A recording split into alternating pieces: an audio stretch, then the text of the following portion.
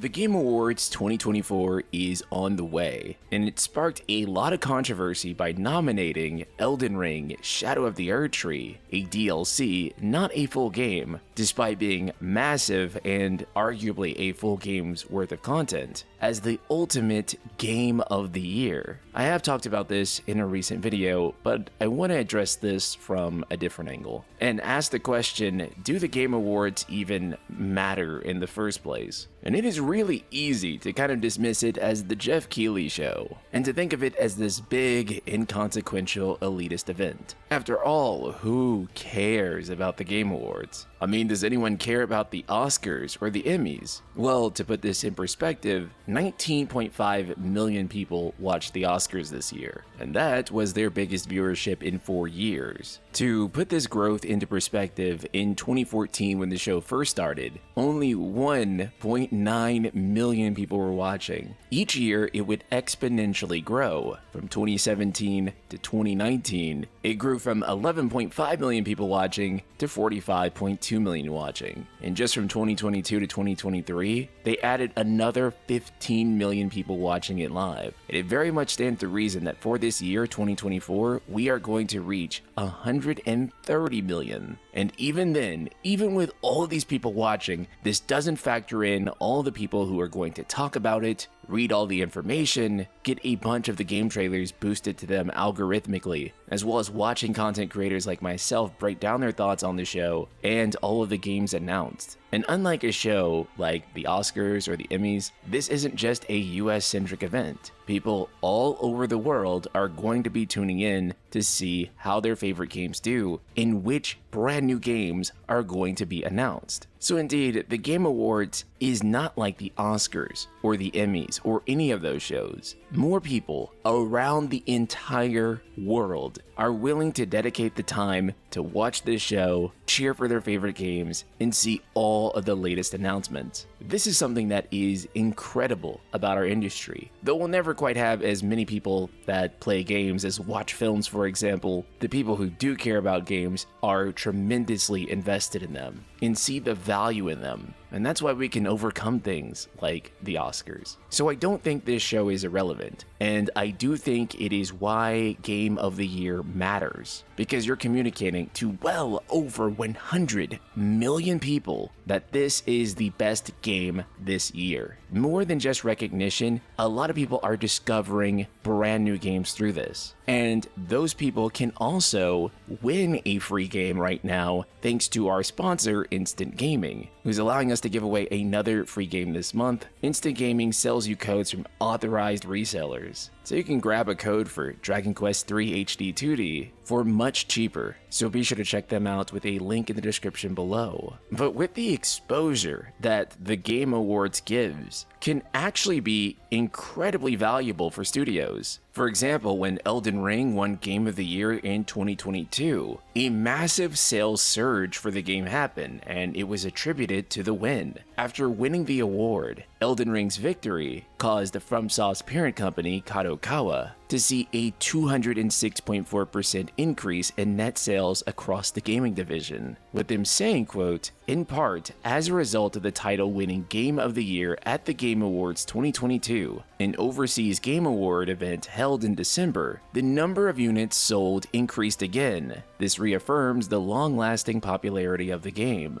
There's a reason that so many companies want to advertise the latest trailer or announce a really big game at the TGAs. That audience, that many eyes, it is incredibly valuable and can influence you, whether consciously or otherwise, to be aware of a game and then go pick it up. A perfect anecdotal example for me was It Takes Two. It won Game of the Year in 2021, and actually, somehow that game went entirely off my radar. I legitimately somehow didn't know it existed. Then, as a result of me knowing what the game was, I did in fact end up buying and playing that game with my girlfriend later on. Which is to say, Game of the Year and the exposure from Game of the Year, the declaration of saying that this is the best title that came out, actually does carry a really important weight, and that sort of impact can make a huge difference in a studio's fate. For example, a victory for Final Fantasy VII Rebirth would actually be very tremendous. This is a game that was exceptional in a lot of ways. It's currently sitting at a 92 on Metacritic,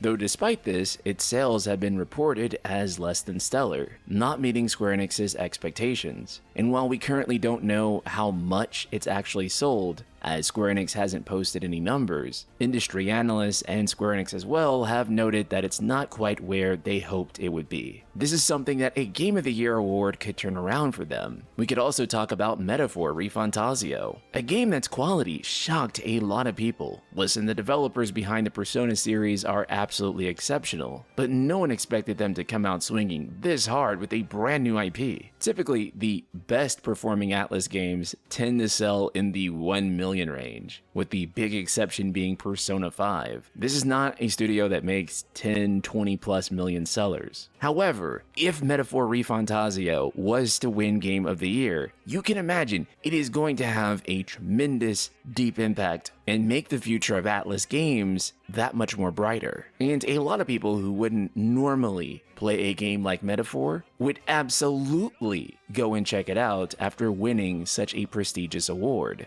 Balatro was made by a single developer, one guy. So for it to be competing with the likes of Elden Ring and Final Fantasy VII is pretty insane. But yet again, this is a game that was entirely not on my radar at all. I had heard it in passing, but I really didn't know the game existed, if you know what I mean. And now I do. This is a perfect example of the power and influence of what the Game Awards can do. And this plays such a huge role in why I think Shadow of the Erdtree being nominated for Game of the Year just honestly does not make sense. I heard all of the comments in my previous video. I've seen the tweets that tried to defend this. People saying things like, it's a DLC that is big enough to be its own game. An argument that I take issue with because how big does a game have to be in order to be its own game? Most of the Resident Evil games are like 10 hours, but they're full games. An expansion isn't really just defined by how much length it has. And as I've said previously, I don't think anyone denies that it's one of the best gaming experiences of this year, sitting at a very deserved 94 Metacritic. I'm sure that there is a strong case to be made that this is arguably the best expansion for a video game yet, an argument that I would redirect you to Phantom Liberty for. Despite being the length of a full game, adding undeniably the best ending to Cyberpunk 2077, and also launching with the 2.0 update, which legitimately makes the base game an entirely different game,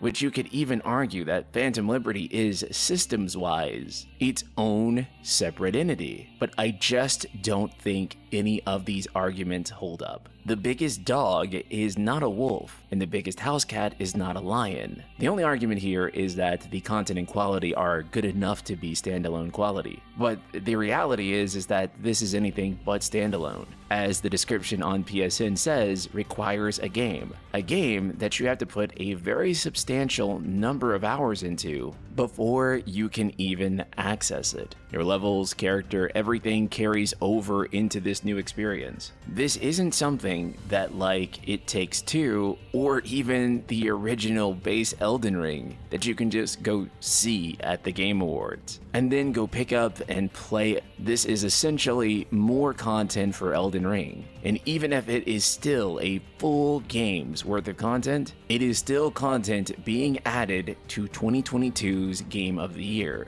By allowing DLC or expansions, however big, to win Game of the Year, we as an industry are de-incentivizing new properties, not exposing them on the highest stage that we possibly can in favor of new content for old game. And again, this is not to minimize the accomplishment that FromSoft has made. It is purely the problem with the idea of an expansion or DLC being Game of the Year. If a DLC cannot be played without a game, then right there we have acknowledged there is a difference between a DLC and a game. And while the development of a DLC can require tremendous effort, it's still not quite the level of effort that is required to make a brand new game from scratch from the start. And some of you may say, so if they released it as Elden Ring 2 and made it a standalone game, then it would qualify. That's all it takes to qualify. And the answer to that is yes, bro. That's it. Yes, that's exactly what it would take. Yes, it is literally that simple. I think my guy Gene Park put it the best, replying to a tweet that said the pattern of the Game Awards nominating one singular token indie game every year so they can pretend to care about the medium's development is awesome. And Gene replied, "This to me is another danger in allowing expansions to be nominated for any award. It tips the balance even more in favor to studios who can just add more parts to their supercar. We already crowded out the space just to leave one token small indie.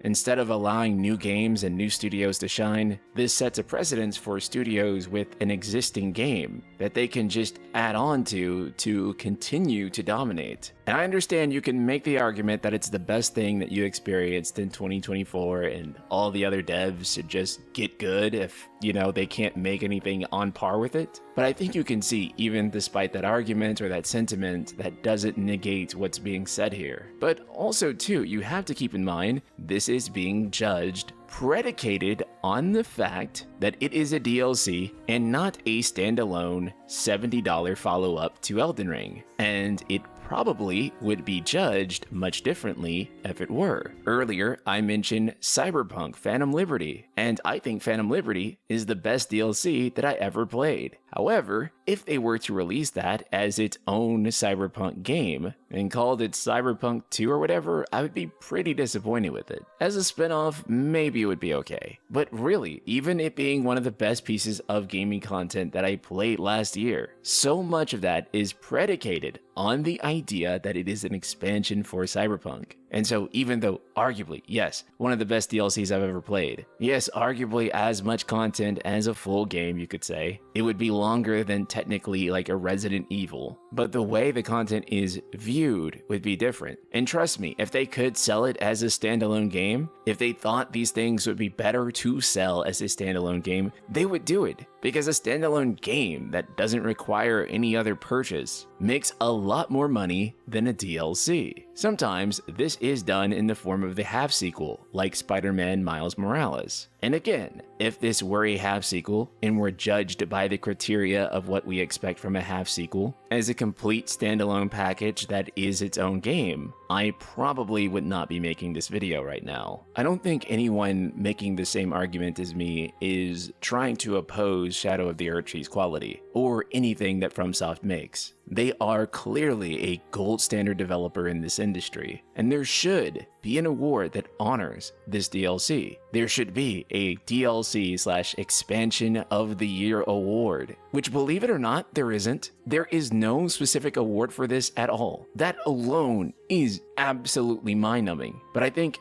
that's the thing that we need to focus on, making an appropriate award that categorizes this where it should be. But these are just my thoughts on it, and I'd love to hear yours in the comments below. Be sure to check out Instant Gaming and save a ton of money on games, and I'll see you all in the next video.